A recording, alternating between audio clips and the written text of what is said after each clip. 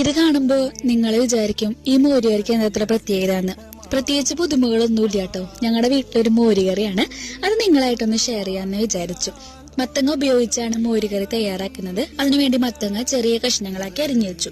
പിന്നെ വീട്ടിൽ തന്നെ നമ്മൾ ഉണ്ടാക്കിയെടുത്തിട്ടുള്ള മോരാണ്, അതൊന്ന് നന്നായി കടഞ്ഞ് മാറ്റി വെച്ചു. ശേഷം കുറച്ച് ഉപ്പും മഞ്ഞൾപ്പൊടി ഇട്ടിട്ട് മത്തങ്ങ വേവിക്കാൻ വെച്ചു.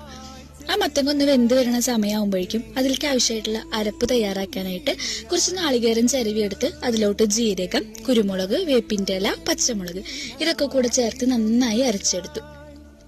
അപ്പോഴേക്കും നമ്മുടെ മത്തങ്ങ വെന്ത് വന്നിട്ടുണ്ടായിരുന്നു. അത് നന്നായിട്ട് ഉടഞ്ഞ പരുവായിട്ടില്ല, ഒന്നിങ്ങനെ ഉലർന്നു കിടക്കുന്ന രീതിക്കാണ്.